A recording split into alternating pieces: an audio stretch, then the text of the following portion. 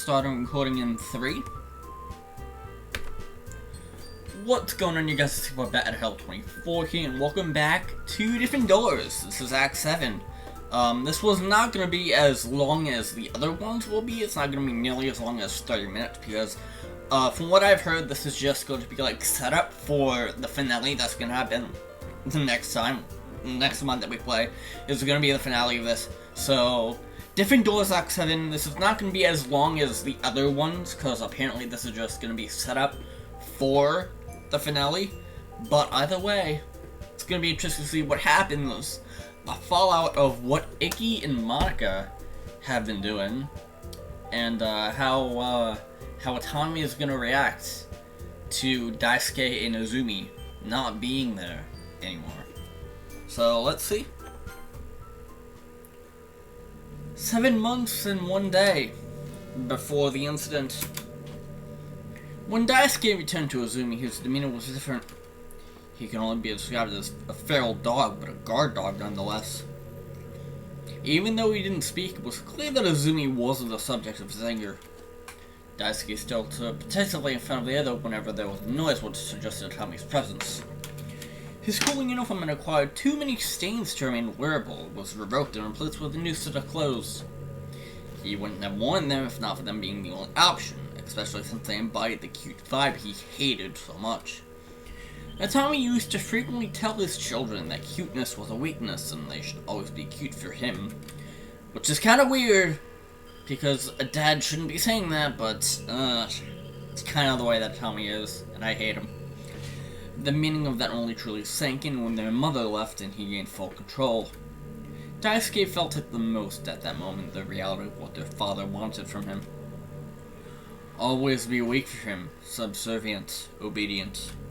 He tried to fight it at first, clinging to the belief that he could prevent being broken from by staying strong. But his weakness wasn't a physical one, it was emotional. The second Utami reminded him what was at stake, who was at stake, Daisuke crumbled and gave in. Has he pulled you to the other side of the fence? The question buried further into his mind every time he thought about it. He'd never known a fierce urge to protect someone before, not outside the family. Well, I mean, that's because Izumi is kind of that guy that you want to protect because he's so fragile. Like, you know? If there was ever a time to protect someone, you'd want to protect someone like Izumi. Because that's just the kind of person Izumi is. He's fragile. He's like, he can easily be broken. Which is what I'm trying to say. And Daisuke feels the urge to protect him because he's his friend. And friends protect other friends no matter what. Even if Daisuke is gonna get killed in the process, like, he'll protect Izumi till the very end.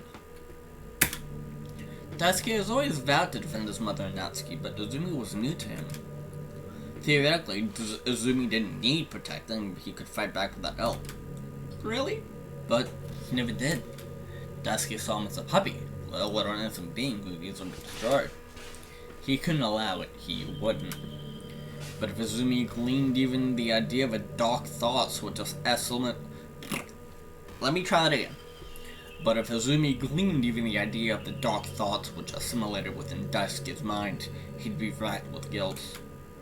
So, as has been stated before, it was better to just say nothing at all. Ah, I see. Wearing Natsuki's clothes, I see. Anyway. Daisuke, what did he do to you? This is all my fault. Daisuke didn't want to speak, but he couldn't bear to see Izumi cry. He sighed softly, drawing closer to Izumi and wrapping an arm around him. Don't cry. It may not show, but your smile is my sunshine. Please don't take my sunshine away. How can I smile when you look like this? It was clear by his tone that he was joking, but it made Izumi panic anyway. That's not what I meant! I know, it's just nice to see you make that face. It hurts to smile, so I'm not gonna do that, but trust me, I'm smiling inside. No more sadness, okay? I'll do my best. Attaboy. Daisuke let his eyes fall closed again as he curled up in the corner. He didn't notice the incoming danger. Neither of them did. Uh-oh. Tommy Gifted voice still whispers he knows his son shipped it off. It wasn't a surprise. The boy had something decent being the guard dog with a full-time job. It's your turn. Get over here. Yep, Izumi glanced at Daisuke, not wanting his son to step in again. It wasn't right that someone should keep suffering in his stead. But he didn't want to take the assault himself either. The poor lad's worn himself out. Looking after you must be hard work. Try and wake him up. If you succeed, I won't touch either of you. Really? You're gonna put that all on Izumi being able to wake up Daisuke? I wouldn't expect less from a guy like you, Tommy. Jesus Christ. Tommy knew that the attempt would be vain. Daisuke was dead to the world and not even an earthquake could rouse him. Daisuke? He's not breathing! Daisuke! Oh?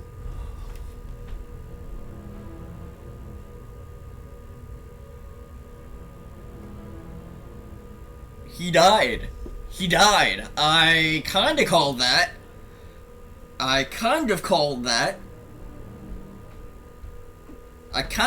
and saying that Daisuke would protect Izumi till the very end.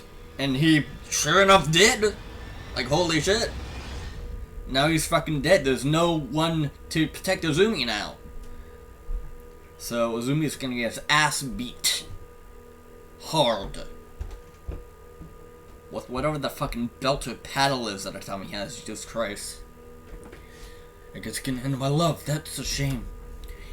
You'll just have to replace him. But we need to help him! Daisuke, please! Enough! Tommy reached down and grabbed Izumi's arms, tugging sharply away from Daisuke. I'm gonna tear you apart on the spot for defying me. How dare you ignore my orders? When I'm done with you, you'll be... Yes. And there we go. Oop. I didn't mean to hit him that hard. Icky! Izu! Icky dropped the crowbar he was holding and opened his arms as Izumi rushed over to hug him. He patted the boy's head softly, confronting him with gentle words. Hey, it's Kay. I'm gonna get you out of here. Where's Daisuke? His gaze drifted past Izumi and landed on the inert form in the corner, considering creasing his brow. Izu, is he...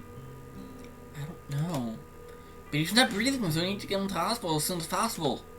Got it. My car's parked outside. Can you help me carry him? I'll do my best.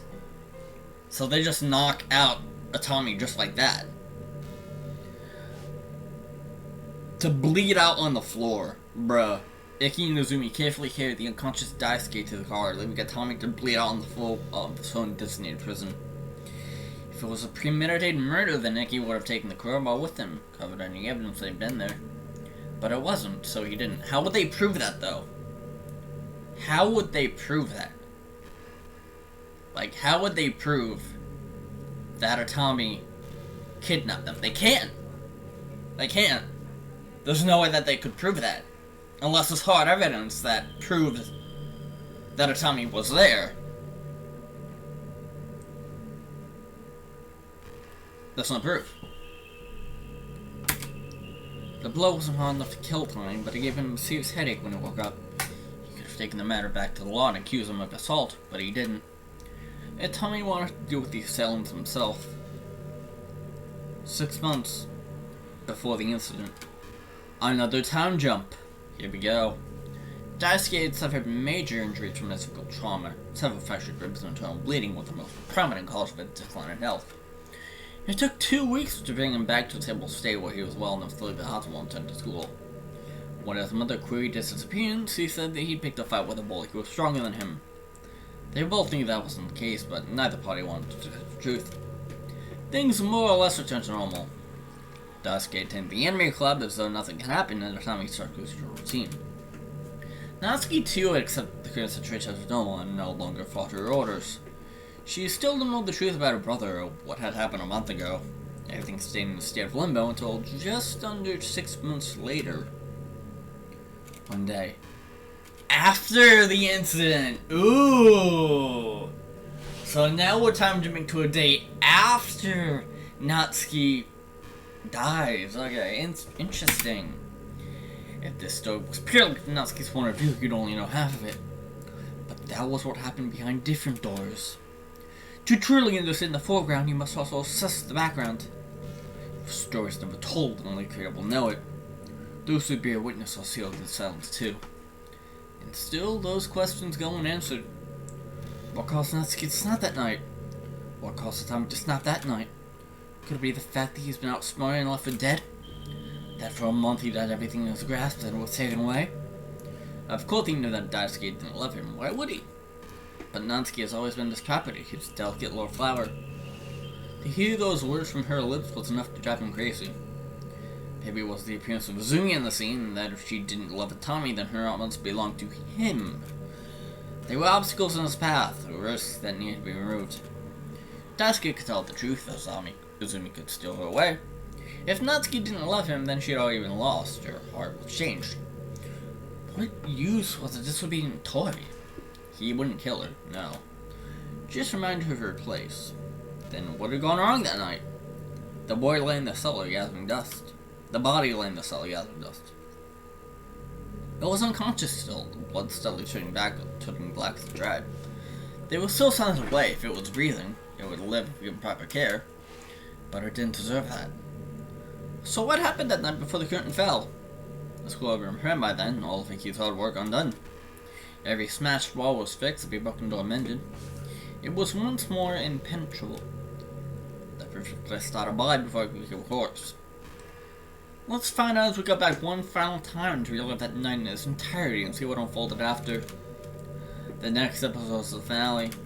Stay tuned. Yes. And with that, this is gonna end Act 7 off of this. So, next time we see this, it's gonna be the finale. And we'll finally see what happened that night and what went wrong. That was short. Yeah, it's kind of a short one to just set the scene into the finale. But yeah, as I said, this one was particularly short. It wasn't as long as the other ones, but finale will go back to a normal 30-minute long playthrough, and we will see the finale next time. As for me, this has been Different Doors Act 7. I'll see you all on the finale later. Alright, so that was good. That was good.